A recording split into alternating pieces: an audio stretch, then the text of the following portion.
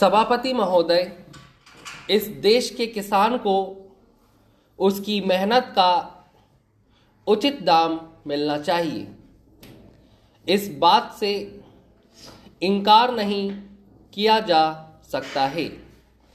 मैं इस सदन का ध्यान इस बात की ओर दिलाना चाहता हूं कि जब जब भी किसानों को दी जाने वाली सहायता की बात कही जाती है तो यहाँ पर कभी भी कोई उचित निर्णय नहीं लिया जाता है।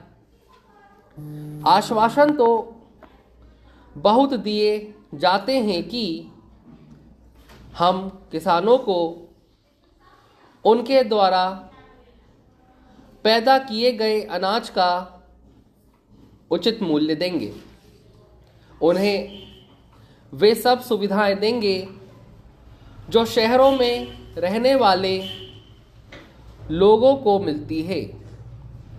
मुझे दुख के साथ कहना पड़ रहा है कि इस सदन में सदस्य महोदय द्वारा दिए गए आश्वासनों को कभी भी पूरा नहीं किया गया है। इससे लोगों में अविश्वास की भावना उत्पन्न हो जाती है। कई बार किसानों को बाढ़ से या सूखे से बहुत नुकसान उठाना पड़ता है। उस समय सरकार की ओर से उनको पूरी सहायता नहीं दी जाती है। एक तरफ तो किसानों को उनके द्वारा पैदा किए गए अनाज का उचित दाम भी नहीं मिलता है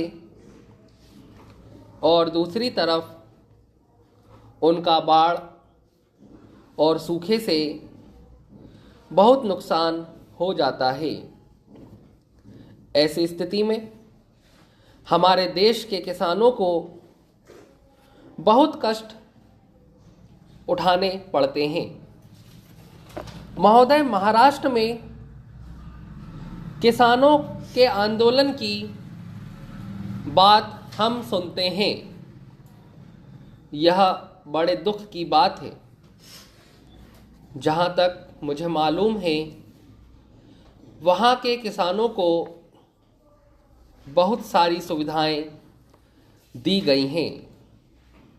वहाँ के किसानों को दिए गए ऋण माफ़ कर दिए गए हैं, लेकिन उत्तर प्रदेश के किसानों को इस तरह की सुविधा अभी तक नहीं दी गई है।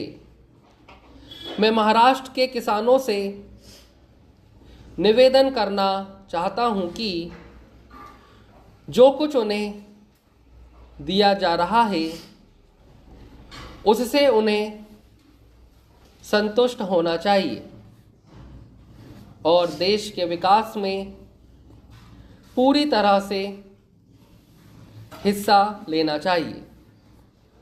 मैं कृषि मंत्री जी से भी निवेदन करना चाहता हूं कि देश के प्रत्येक राज्य के किसानों को दी जाने वाली सहायता के बारे में जानकारी प्राप्त करें और ऐसे उपाय निकालें जिससे किसी को भी यह शिकायत ना होने पाए कि अलग अलग राज्यों में अलग अलग तरीकों से किसानों को सहायता दी जा रही है। मैं माननीय मंत्री जी का आदर करता हूं। मैं समझता हूं कि उनके दिल में किसानों के लिए पूरी जगह है, लेकिन उनके लाभ की योजनाओं को भी अच्छी तरह से लागू करना होगा।